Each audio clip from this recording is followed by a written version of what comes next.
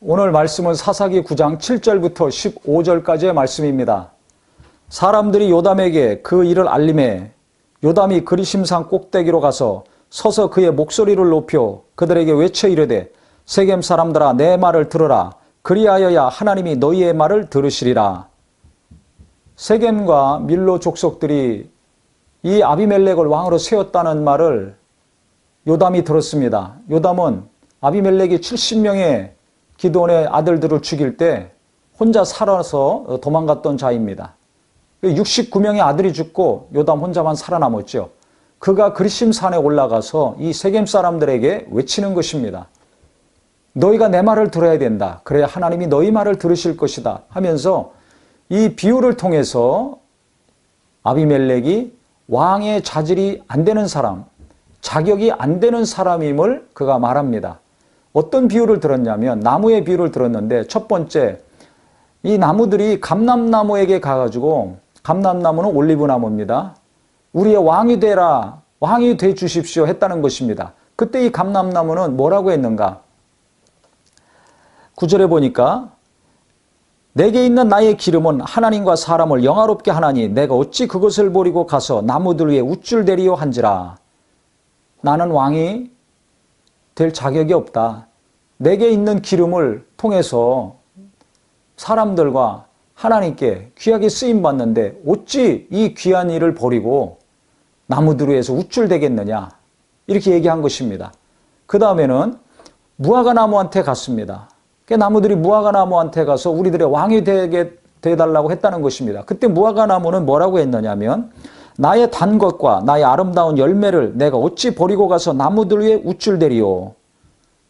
겸손한 대답을 했고 맞는 답을 했습니다. 무화과 열매가 굉장히 답니다. 아주 귀한 음식으로도 쓰이죠. 이 아름다운 열매를 내가 버리고서 무슨 나무들 위에 왕이라고 우쭐대겠느냐. 나는 싫다. 가당치 않다.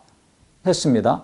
그 다음에 또 나무들이 포도나무한테 갔다는 것입니다. 그래서 우리의 왕이 돼 주십시오 했더니 포도나무는 그들에게 이르되 하나님과 사람을 기쁘게 하는데 포도주를 내가 어찌 버리고 가서 나무들 위에 우쭐대리요.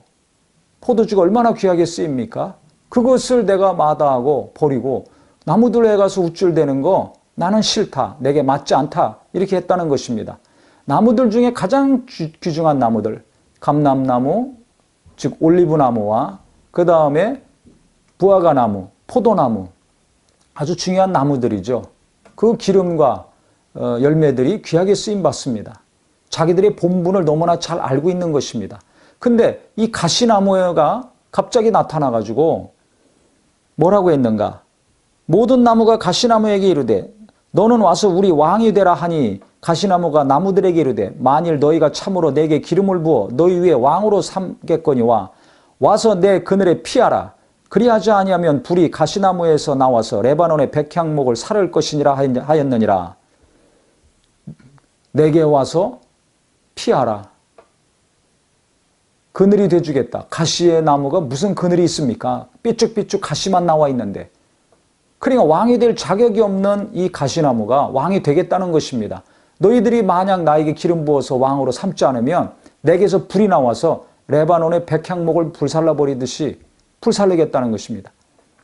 이게 말이 안 되는 얘기죠. 즉, 이 가시나무는 아비멜렉을 비유해서 지금 요담이 말하고 있는 것입니다. 포도나무처럼, 감람나무처럼, 올리브나무처럼 귀하게 하나님이 여기시고 쓰실 일꾼들이 있는데 어째 가시나무 같은 아비멜렉이, 아무 쓸모짝에도 없는 아비멜렉이 왕이 돼가지고 스스로 왕이라고 그러느냐. 어찌 너희들은 그런 사람을 왕으로 추대해서 좋아하고 기뻐하느냐. 화를 당할 것이라는 것입니다. 우리 각자가 분수를 알아야 됩니다.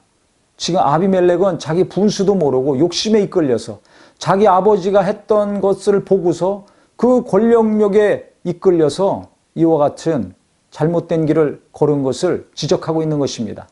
자격이 없는 자가, 왕의 능력이 없는 자가 어떻게 왕이 될 수 있는가? 깨닫고 돌이키라는 거죠. 이것을 비유를 통해서 요담이 세겜 사람들에게 이야기한 것입니다.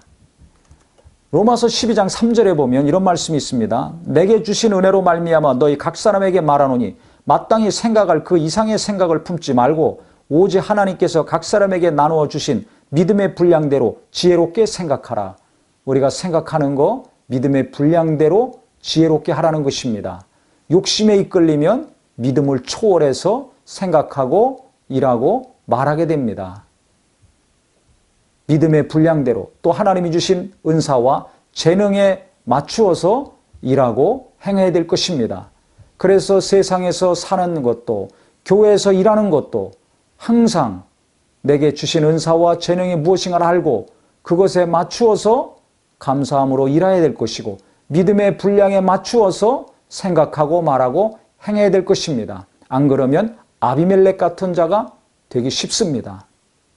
욕심이 잉태하여 죄를 낳는 자가 아니라 사망에 이끌려가는 자가 아니라 믿음 안에서 하나님의 성령의 인도하심을 잘 받고 순종하심으로 하나님이 계속해서 이롭게 하시고 하나님이 계속해서 열매 맺게 하시고 하나님이 계속해서 도우실 수 있는 겸손한 심령, 하나님의 은혜 가운데 자기가 어떤 그릇인지를 알고 하나님이 계속 부으시고 채움받을 수 있는 복된 거룩한 역사가 있기를 예수 이름으로 축원합니다.